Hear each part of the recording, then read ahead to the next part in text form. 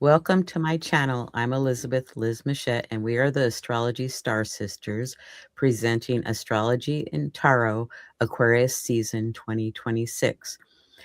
Joining me is Madam Simon and Joy Vernon. Welcome, both of you. It's a pleasure to have you back on. How's everybody doing? Hanging in there. Glad to be back. Very good. Glad to be here. Thank you.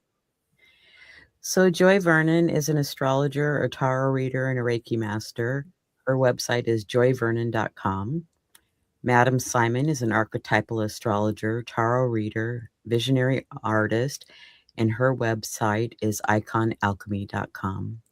I'm an astrologer, author, intuitive, and tarot reader, and my website is alightpath.com. So we're in Aquarius season of 2026, and I'm going to let Madam Simon share about her photo that she's sharing with us today. So it's actually a photo manipulation. I very much like applying interesting effects to photos and monkeying around with the color and all of that. This particular photo manipulation was created a couple of years ago, but it was when Venus was trine Saturn and the moon was trine Pluto. And we're currently heading into the Aquarius ingress, which will have Venus in Aquarius, which traditionally is ruled by Saturn. And at the time of the ingress, I believe the moon will also be co-present in Aquarius with Pluto. So I figured there was a decent amount of resonance between the image and the timing of our show. Well, thank you for sharing your artwork with us. I appreciate it. So we're going to talk about Aquarius. Aquarius is a fixed modality. It's about hold, maintain, endure, resist, and middle of the season. The ruling planet is Saturn traditionally and Uranus the modern. It's of the element air, adaptable, thoughtful, communicative, logical, and curious. And the mantra is I know. And Joy, will you share the keywords and cautions with us? Yeah, sure. The keywords theoretical, abstract, analytical, intelligent, dispassionate, visionary, big picture, and utopian. And then the cautions are tendency towards argumentativeness, can be emotionless or antisocial, sometimes dissociative. I think of Aquarius as that kind of Spock archetype. Would you like to add anything, Madam Simon? So, Aquarius can have that general liking for humanity, but it's humanity as a whole, not necessarily individuals. And so Aquarius can sometimes seem like, oh, they got that, kind of a friendly demeanor, but hard to connect with on that individual level. Whereas, when it comes to group activities and things that concern all of humanity, they're far more interested and even passionate about that. So we're going to step into the sun's ingress into Aquarius, and I'll let Joy start us off. Yeah, and so we last month we had a big pileup of planets in Capricorn, and this month they've all moved ahead and are piling up in Aquarius. And so we start the month off with the ingress. The sun is there at 0 degrees of Aquarius. Then we have Venus right in the same degree as Pluto. And then we also have the moon, another, the next decan over, basically. And so later on, of course, in not too many days, Mercury and Mars will both enter into Aquarius, and we'll get 5 planets there at that time.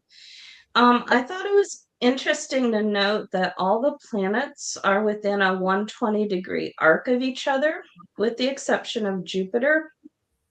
And that lasts for about 8 days until the moon moves out. And that should say I was going back and forth. I thought of it as a bucket aspect until I looked up and like I better double check technically what is this. And once I read the definition, it seemed like it was more of a bowl, which we'll talk about in a later slide.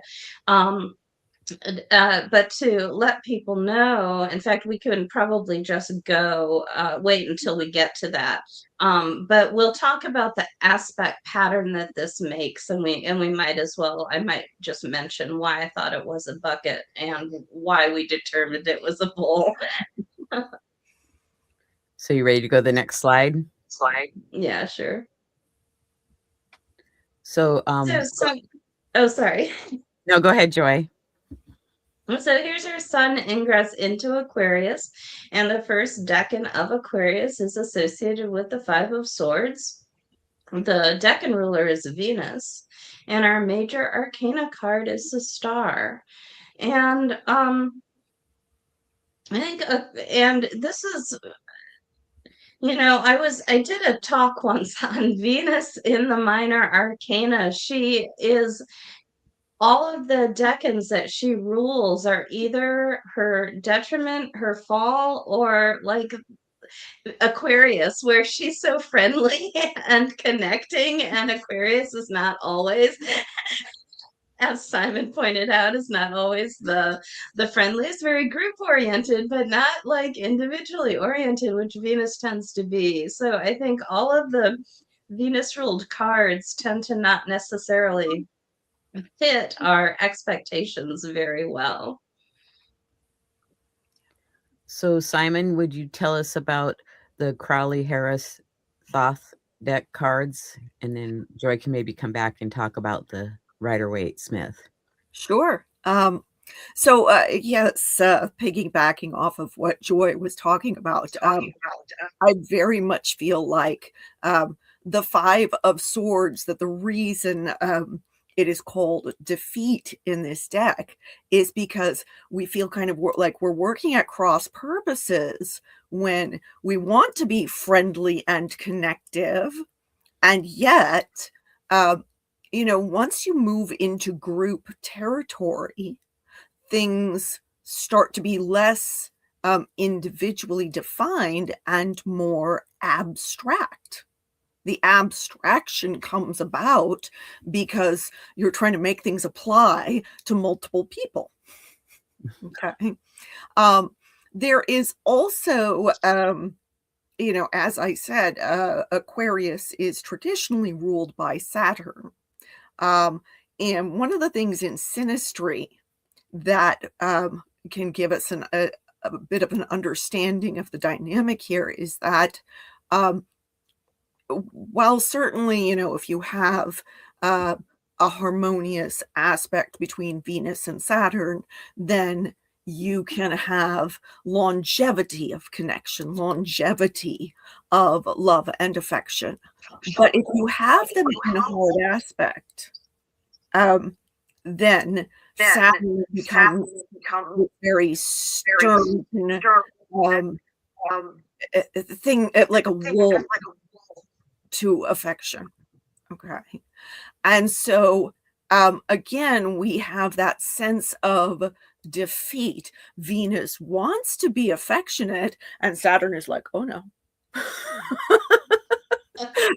Oh no, that won't fit the rules. No PDA, please. No public displays of affection.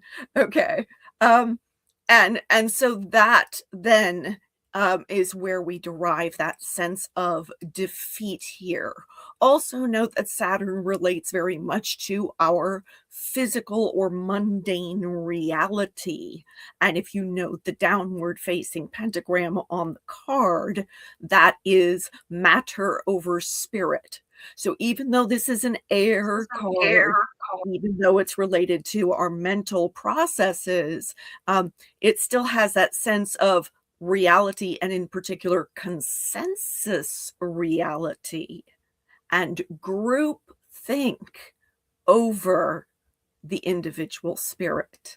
And so, a kind of our lesson that we can derive from this is that sometimes, in order to actually have the affection, the sense of self worth, the beauty and fun and delight that we want with Venus, we have to eh, do what I call kicking the squatters out of our heads, which is to push away the judgments of the group that we may be giving unnecessary space to in our heads.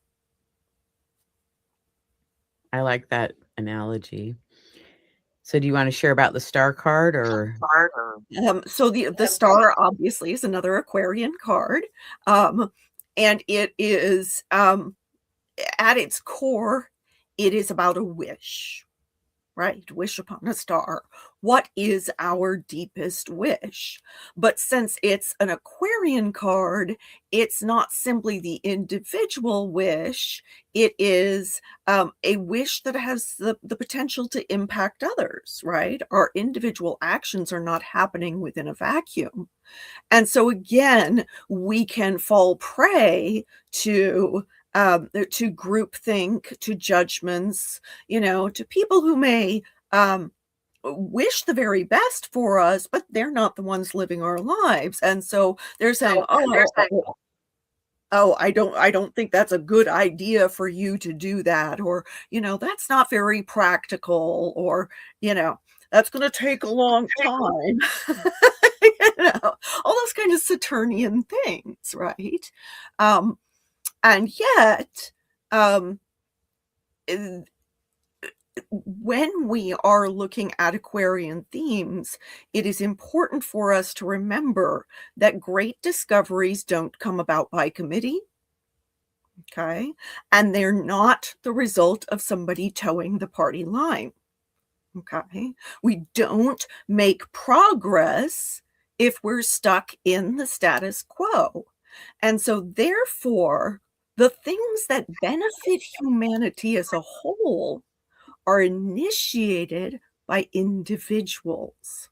The evolution of humanity is dependent upon the evolution of the individual. So, following our North Star, following our wish, is actually what is needed to move everybody else forward, to give everybody else the benefit of our discoveries. Thank you. Enjoy. Will you share about the Rider-Waite-Smith cards, please? Yeah, sure. I think the a lot of people respond to the Five of Swords here as illustrated as the front character having stolen the swords of the others, or he is in a competition or trying to overcome the others. And I think one of the things that I just don't see it that way. One of the things that helps me get a little more meat out of that card is thinking of them as kind of the three of them have gone through some kind of defeat, some kind of conflict, and now they are coming into dealing with the aftermath of it. And I think sometimes you can even look at it as different ways of dealing with conflict. The guy in the front has a little bit of smile, and he's like, "Well, at least I scored a couple extra swords out of this." And the guy in the back is obviously he has his head in his hands, as far as we can tell. And so he looks like he's pretty upset, and the guy in the middle is looks like he's going over there maybe to comfort that guy. And so it feels like just different responses to a challenge. One of the things that makes this card the most useful to me, though, is to remember that it is, as a swords card and air, it is about communication. And as a Venus card, it is about connection. And so I really, this is one card that is not very positive looking, but when I get it in a relationship spread, I actually think it can be much more positive than it looks because it's Venus ruled, and it can be about, it's time to communicate your conflicts so that you can improve the relationship. And I think when you look at it that way, I think it really opens up a lot of uh, hard work that needs to be done, but that can have some really positive results, which we see so much positivity in the star card. It's hard to see that a Venus ruled example of the star card would look as as sad and despairing as our Five of Swords. But I think if you get the right perspective on it, it really does become a lot more hopeful. Yeah, to me, that Five of Swords, it's like the storm has come, and now it's time to clean up and fix what's happened from that storm, put it back together. Thank you. Do you want to share anything else, or were you finished? No, I'm done, but I agree with you 100%. And I've found that interpretation that you just said also works. That's one of I sometimes call it picking up the pieces, and that's one interpretation that over and over again, when I describe that, clients are like, yes, that is what's going on. So yes, Liz, that is exactly a very relevant interpretation. Thank you. Simon, do you want to share anything else, or we're ready to go to the next one? Okay, now here we have the bull aspect, and I'll let you lead us off, Joy. So, first of all, okay, so this is so we're working. I just did this morning. You'd think I'd remember what charts I was doing. I had to take a minute to look at it. I'm like, okay, this is still the ingress chart. Um, the what we're looking at right now, what I wanted to focus on was the idea that most of the planets were in this 120-degree arc of each other, except for Jupiter. But they're all, including Jupiter, within a 180-degree arc. One of the things that I have found when you've got a lot of planets grouped together, that can represent a certain amount of focus. And the tighter the grouping, the stronger the focus. So really, really tight groupings can lead more towards like an obsessive type of attitude. A nice trine is focused, but not, it's not like they're interested in everything on the planet. They've got their things that they're interested in, but it still has some variety to it. When I was looking at that and all of those planets connected within that bisextile, I did at first see Jupiter over there see this as being the bucket style of aspect pattern with Jupiter as the handle. But then when I read the definition, I wanted to review it. And the bucket one, the singleton planet is supposed to be opposite to something in the grouping. And Jupiter, of course, is not. And also they're supposed to be in different hemispheres, and due to the fact that they're all within 180 degrees, it really is the bull interpretation. And so that's something to kind of focus on and think about. And I guess so the bull spec pattern is really considered to, again, have that sense of a certain amount of focus. And again, it's all on one hemisphere. And so there's a certain usually about 6 in this case, because those things are at the very end of Capricorn, and we've got a Cancer planet. It ends up technically being about 7 planets, but definitely less than 180 degrees, or 7 signs, but less than 180 degrees. So we get all of those things kind of grouped towards one half. In this case,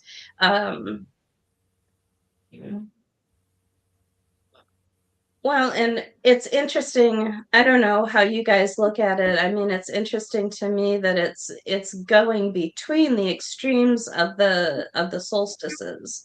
But I do want to pass it off because I'm interested in hearing what you guys are thinking about this. Go ahead, Simon. Well, one of the things that kind of jumps out at me is that when we have a lot of focus in one hemisphere, and in this case, it's even really one quadrant. Okay. I mean, you've got Jupiter and Uranus there, but that's it for one half of that hemisphere. So everything else is, in this, well, not entirely one quadrant. I'd say it's what, 2/3 of the hemisphere. Okay. So, Like, yeah, in 4 days, it'll all be in one quadrant. yeah, yeah. So, when we've got all of our focus in a limited number of signs, what we can actually see sometimes happening is that we're almost blind to the others, right? Our focus is so intent in one area that we overlook things in the other areas. Now certainly all of those planets are ruling signs on the other side. But they're so caught up in these Saturnian signs, so caught up in, among other things, concern with consensus reality. Now I find that one very interesting, especially with, Saturn approaching Neptune, and they're in the final degrees of Pisces, which is not concerned with what is, real and empirically provable and all of that. So it's an interesting dichotomy, which I suppose is appropriate for Aquarius season. I mean, if you look at the glyph for Aquarius, it's 2 lines, right? It's 2 different perspectives, potentially. So here we have a really interesting kind of paradox that on the level of all of these personal planets, as well as Pluto, on the level of, for the ingress, both the lights, there is that concern with what does the group agree to, what is the consensus, what is the practical reality, and yet there are these deep spiritual underpinnings to that as a result of the ruler of Aquarius and Capricorn being in Pisces, and being in Pisces with Neptune. Who is very eager to dissolve that sense of reality. So, Well, and I agree with both of you that it's very focused energy at this time. So are we ready for the next slide? Yeah, I think it'll be interesting to take a look at the stellium in comparison to what we've just been talking about. So here's our actual stellium. I mean, the first slide was a stellium too. Um, but why stop at 4 when you can have 5? And so Mercury joins the Sun, Venus, and Pluto there on January 20th. And then Mars moves in on January 23rd, and that's what this chart is the Mars ingress to Aquarius. So, and we actually get 5 planets in the first decan, so that is a pretty tight grouping there. For the 23rd through the end of the 24th, and then but they're in the sign of Aquarius from that date, from the Mars ingress. All 5 of them are there from January 23rd through February 5th. And so that's a couple weeks that we get such a heavy Aquarius energy. But one of the things, there's a couple things that I'm thinking about this, and one of them ties into the grouping of all these planets, and one of them ties into the fact that Pluto is dead center right now, like with this chart, is dead center of those planets, but everyone that is going through Aquarius has to stop and meet Pluto on their way through. And for my year-long or year ahead talk with Liz last year, I talked about Pluto and Aquarius, and we looked at some charts of people that had Aquarius in their natal Pluto and Aquarius in their natal chart, and looked at some major transits to it, such as Jupiter crossing through Leo, which is going to happen this year. It's just going to start this year, and so in the latter half of this year. But so some of the things that we discovered as we took a look at that is the general Aquarius energy is that theoretical, intelligent, big idea type of energy. But as other planets would conjoin Pluto or transit past it, people started to make very strange decisions. And the charts that I was finding frequently were expressions of inhumanity. Somebody that's just kind of maybe not very tuned in generally, and they've got really big ideas and they're trying to take care of it. And then all of a sudden we'd get these extreme examples of, not only am I going to make this happen, but you all are going to do it for me. And I don't care about your welfare at all. Or suddenly going towards, there was a serial killer in the list that suddenly just had a bad Pluto and Aquarius transit, started like going on some kind of rampage. So extreme, but there were some more simple examples too of just people not being able to um, uh, really deviating from being able to have their compassion. Now, Jupiter in Cancer would give a lot of compassion, but one of the things that we're trying to get here is this idea of the perspective. And it's not really, I mean, we've got kind of a dotted blue line from Jupiter over to our Pisces placements because it's loosely trine. It's trine by sign. But it's not really giving us any really good aspects through here. And I'm worried that the perspective might be lost with this, and especially the general grouping when we're talking about everything being in a 180 degree section of the zodiac, that we are losing perspective on things. And so those are just some of the thoughts that I was having around this, and some of the when Pluto gets in there and intensifies everything, some of the problems that we might go through, just trying to make sense of the what the Aquarius energy is stirring up.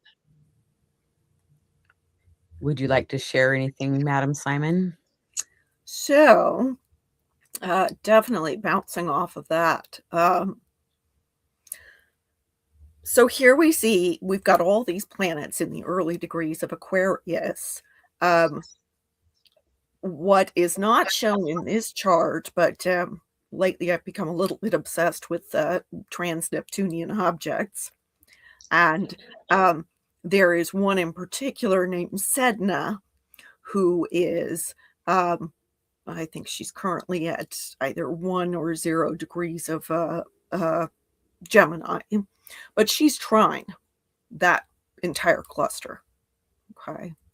And Sedna is named for an Inuit goddess who starts out as a mortal girl and has a very, tragic story, gets married off to somebody she doesn't want to get married to, and then, is really struggling. Her brother and father come to get her.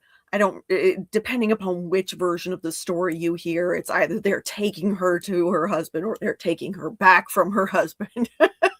But a storm comes up and their canoe is in danger of capsizing. And her father and brother throw her overboard. Okay.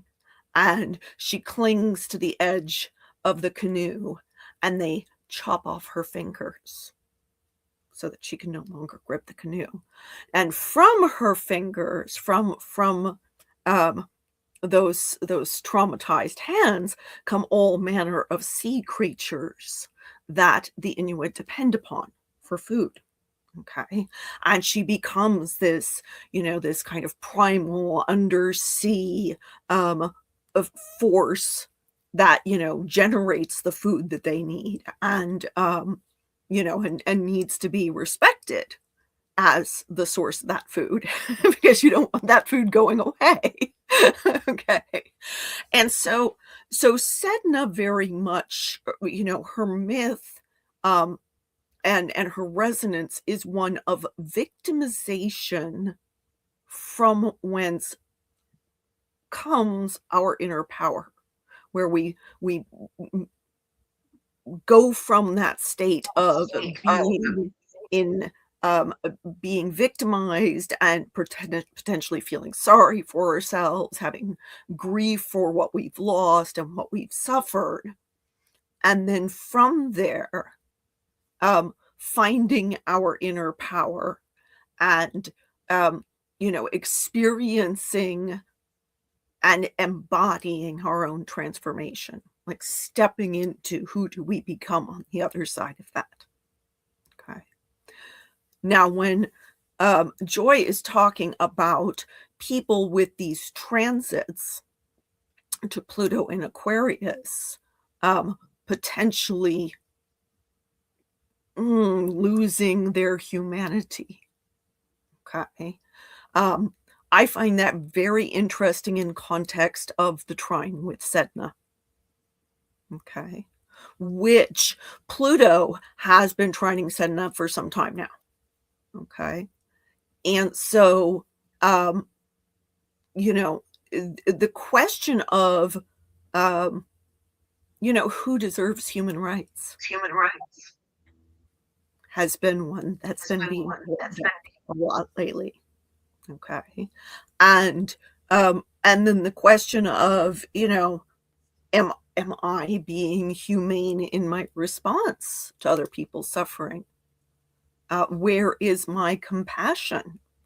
One of the things that we've seen with Saturn transiting Pisces is that some of our struggles have been emotional struggles where we feel bombarded by the suffering of others. And then at some point, we may find ourselves cutting off our compassion, limiting our compassion with Saturn and Pisces, because it's been like such a long emotional slog, with so many people suffering, so much grief and pain in the world, so much victimization. And so I think, this, again, there's this dichotomy, that experience of personal suffering, and then it gets magnified into collective suffering. And yet there's also then that kind of pullback from, I don't want to feel this stuff that other people are feeling. I don't want to see their suffering. I don't want to acknowledge their humanity. Okay.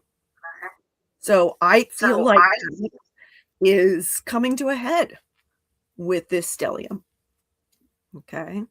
And, but it is important to remember that Aquarius, for all that it can be detached, for all that it can be dissociative, it is still utopian in its leanings. It still is hoping for something better for everybody. Okay. Now it can be misguided in that. Okay, because we can have that Saturnian impulse to, we have to put down all these rules, and that's going to make a better society. Okay. And sometimes the rules do help. Absolutely. I mean, I'm way too Capricornian not to agree with that. But, but there is that question of, when does it become too much? When does it become punitive? When does it become something even monstrous, something inhuman? Okay. And so I think that maintaining some vision of a better future for all is helpful, especially when we're going through those times where it's like we're experiencing perhaps a bit of emotional burnout, right? And there is the need to remember that, we're heading into a new Saturn-Neptune cycle that is going to effectively hit the reset button on what is our vision for long-term reality, right? When Saturn and Neptune conjoin in Aries on February 20th. So at the end of Aquarius season, heading into Pisces season, we're going to get that big old cosmic reset button going on. And that's also in connection with eclipse season. Right?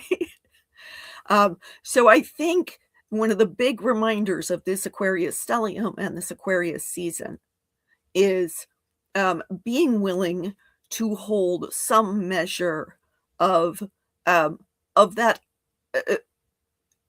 utopian vision, not from a space of like, we're just going to sit here and fantasy about it all, but rather maintaining a reminder that we are all interconnected, and that humanity as a group is worth extending some kindnesses to, worth worth remembering that that yes, everybody's suffering. It may become a little overwhelming at times, but we can be kind to each other, and we can tend to each other, and that in turn helps everybody at least a little bit. There are ripples outward.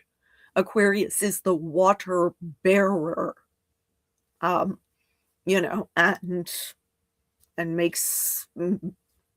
paves the way forward for that ultimate compassion of Pisces. Thank you. Joy, do you have anything else you'd like to add? No, I'm good. Okay, so we're going to look at the cards with the Aquarius stellium, and I'll let Joy start.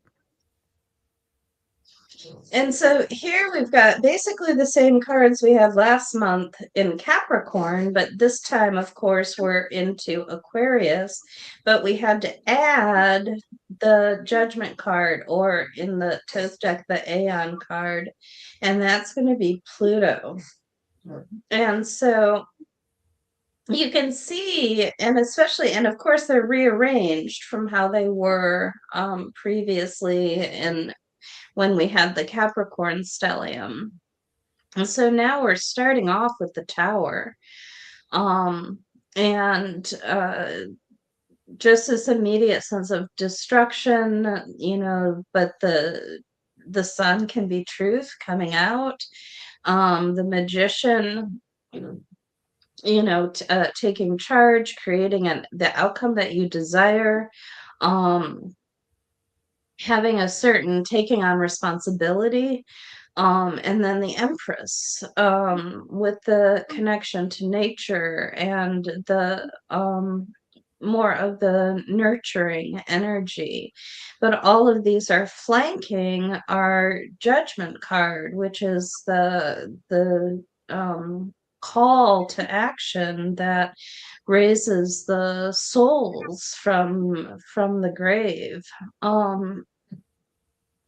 And kind of seeing what calls you, what is the thing that calls you to action when you see destruction, and when truth comes out, how do you respond to it? What actions do you take?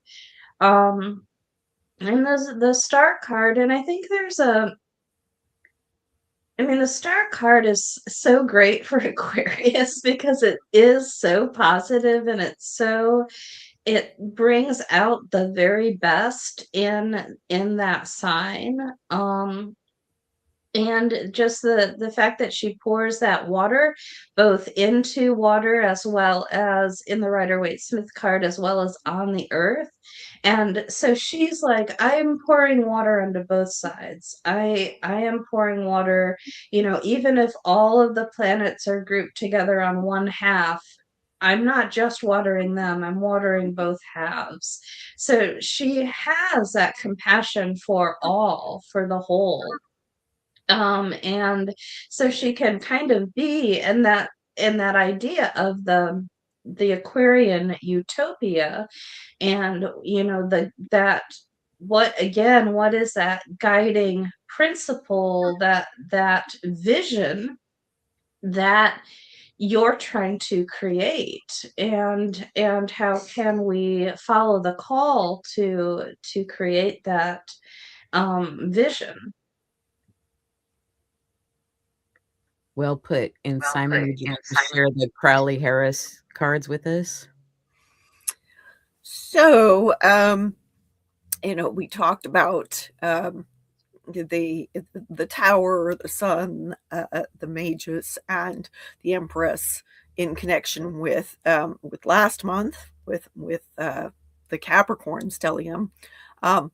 Here, with the addition of the Aeon for Pluto, the Aeon card is very much about examining patterns in our lives, seeing what are the underpinnings of our situations, the power dynamics at work underneath the surface, but also, things that we may not see on the surface, that in fact are shaping our behaviors.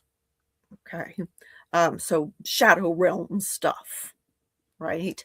But also ancestral threads, and in particular ancestral trauma. What are the family dynamics that we grew up with? What are the epigenetic results of the things our ancestors went through?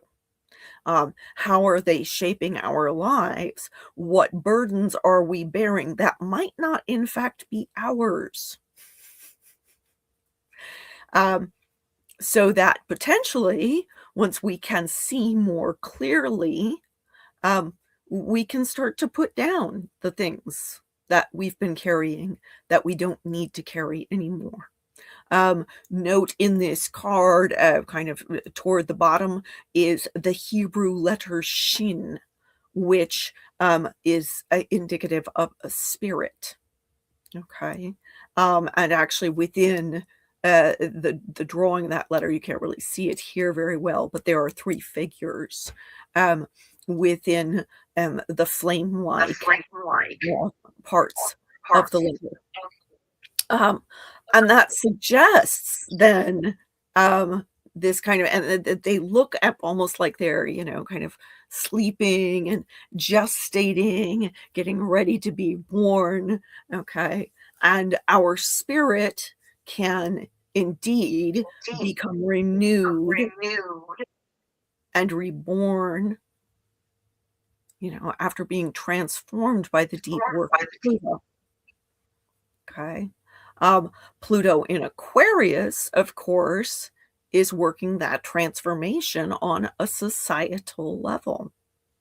It's transforming our consensus, transforming, what we agree are the rules of social conduct. Also transforming technology. It's very important for us to remember Aquarius's affinity for technology and science. Now, whether that transformation results in things we like or things we don't like is a whole other matter. Right? But there is this imperative to do some soulful work. But since it's in Aquarius, it is mental work. It is, some perhaps some big ideas, but also it's things that are likely to have an impact on more people than just oneself, right? The yin signs of water and earth, there's more of that kind of internal processing going on.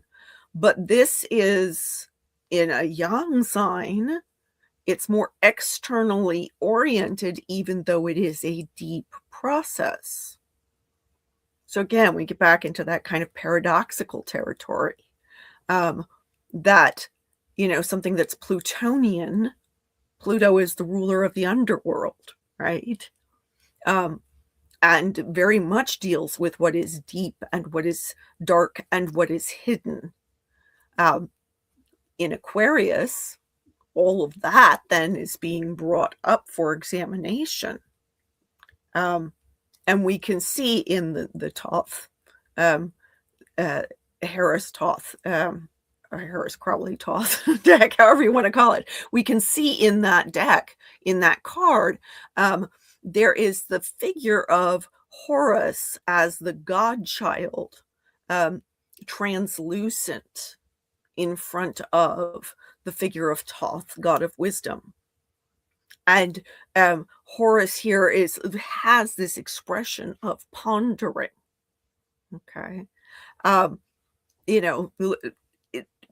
In that transparent way that he's being portrayed, it's like, he's looking into himself. What is within me? Right? Only we're doing this on a societal level. What is within our society? What are the underpinnings of our society? What are the past patterns that have shaped us, that will continue to shape us until we perhaps choose to cut some ties, compost some stuff, put down certain burdens, and move forward. Thank you. Joy, do you have anything else to add?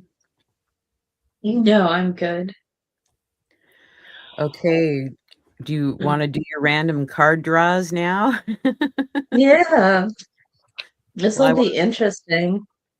I want to thank our audience, and I wanna thank both of you for joining me today. As you're shuffling your cards, I figured I'd take this moment to thank everybody. This has been very interesting and, um, in ch lot of change happening, it seems like to me, and very focused energy.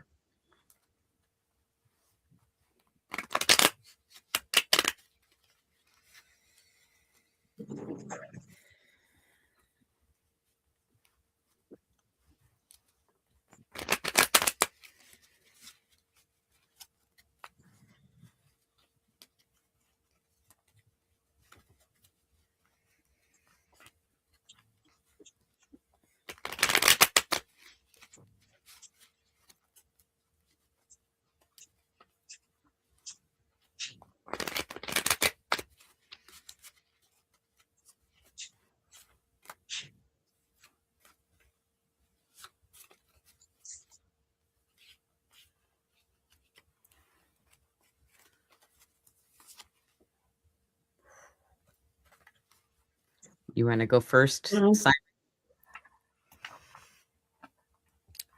Might as well, like ripping off a Band-Aid. The card that I pulled is the Nine of Swords.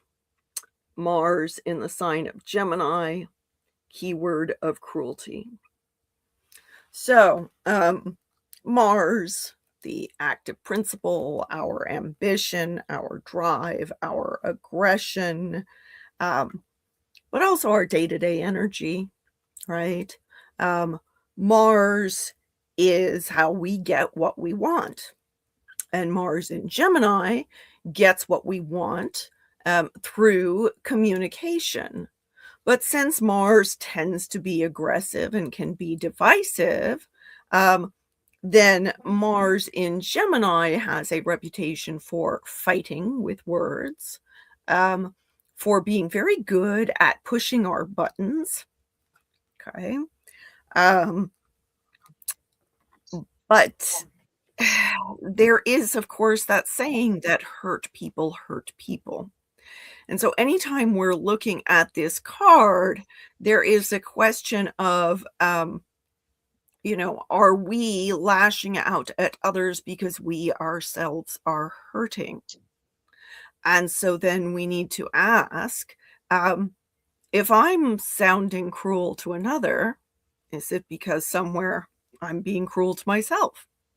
Um, and of course, within Aquarius season, there is also Also this need to recognize that um, that the person next to me is not completely separate from me, that we are part of humanity as a whole, and therefore, if I am being harmful to that person, chances are I am also being harmful to myself in the process. Um, it is said that we can judge a society by how we treat um, those who are considered to be the least, or those that we like the least within that society, those who are at the bottom of the rung. Um, and so I feel like this card is reminding us that um, if we are being cruel to others, we are on some level harming ourselves and harming our society as a whole. Um, Even when we may view that cruelty as somehow being, defensive, or I'm just, making sure um, that I'm not harmed, or that my loved ones are not harmed. Um, and yet, if we're lashing out, chances are there are consequences to that, um, that we may not wish to actually see. thank you for sharing that with us. So, Joy, are you ready to share your card? Yes, and I also have a Mars ruled card. So I have the Five of Cups, which is Mars ruling the first decan of Scorpio. And I think this is very interesting, and I'm using the Fairy Tale Tarot by Lisa Hunt, which was recently, like a year ago, was reissued. It had been out of print for a long time, and it is available, has been available again for about a year. But I finally grabbed it kind of recently. The first thing I thought of when I saw that Simon had also pulled a Mars ruled card is the idea that the Mars Saturn or the Mars Pluto conjunction that is coming up. I mean, Mars moves into Aquarius on the 23rd, so I don't think it was too much later after that that it conjoins Pluto. And so that might be a little bit of a watch out for this one when you get to more difficult planets coming together. That can be a trigger. Um, what I've got here is a woman standing. There's kind of a rocky shore, or maybe like a river bed that is the river is at like is low or whatever, so some of the rocks are revealed, and there is a figure there in this kind of tattered clothing, and they're holding, it looks like a, honestly, it looks kind of like an incense. There, like some incense or a sage stick, or like they're smudging or something like that. It looks like it's on fire to me, even though it's a cups card. But it does seem like there's definitely storm clouds around. Um, and so just this idea of, and the person's feet are in the water. You can see that right there. So I guess the thing that comes to mind for me, if this is like a something on fire that they're holding, is use your fire wisely. Use your power and your things that are dangerous wisely. It's pretty safe to use fire around rocks that aren't going to catch on fire, around water that would put the fire out. I mean, there's also a dead tree there, but if it's soaked in the river, it might be damp enough, I don't know, to not catch.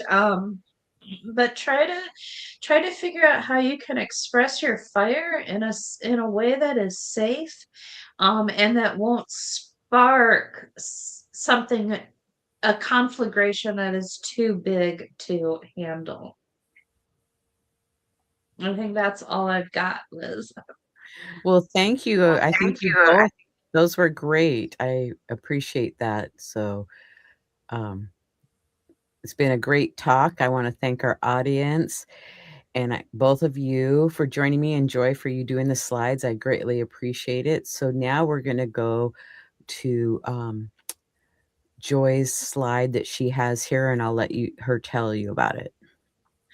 So what we've got coming up in my meetup group, the Greater Seattle Astrology Tarot Reiki meetup group, is we're doing an online series. And my friend from Denver, John Allen, and I have done, ever since I moved out here, we've done a series each year. And we've done alchemy in the past. We've done the cube of space in the past. But what we're going to do this year is tarot path working. And so we're going to be starting with an introduction, and that's going to be on February 7th. It is the start to a long-term series, and so I invite anybody that's interested in learning more about Kabbalah and the Tree of Life, and how to use the major arcana cards for meditation on the Tree of Life, to join us for this and find out what it's all about. It's a really amazing practice for deepening your own sense of kind of place in the world and your own sense of connection to the divine. Sounds very interesting. And Okay. that's just my website. Like you guys, I'm a consulting astrologer and a tarot reader and Reiki practitioner, and you can head on over to my website to book an appointment. And of course, I've got a blog and my own YouTube channel and things like that. So there's plenty of resources over there. Thank you. And here's Madam Simon. She's going to tell you about her page. So I write about the transits over on Patreon. And lately I've been adding a lot more work on centaurs and trans-Neptunian objects there. Um, I write about that every week, and also create art in connection with the transits. Um, in fact, pretty much all of my artwork is based in astrological transits, as well as some tarot and some dream work. Um, and then I also do custom astrological art for my patrons there. So if that sounds like something you'd be interested in learning more about, exploring, we'd love to have you come and join our little community over there. I also am a consulting astrologer and so if you wish to schedule a consultation with me, you can visit my website at iconalchemy.com. Thank you for sharing that with us. And I'm a consulting astrologer also. I have a newsletter, and you're watching my YouTube channel. I appreciate you subscribing and liking. And if you would like a consult, contact me. And I have a variety of other shows that are in the archives, and 1 to 3 shows every week. And I want to thank our sponsor, Astro Peregrine Software, an astrology software for Mac and Windows. You can find out more information on astroperegrine.com. So thank you, Joy and Madam Simon, for joining me. This was so fun. I really enjoyed it, and I look forward to next month with you both. And so thanks, and we're going to say goodbye now. See y'all next time.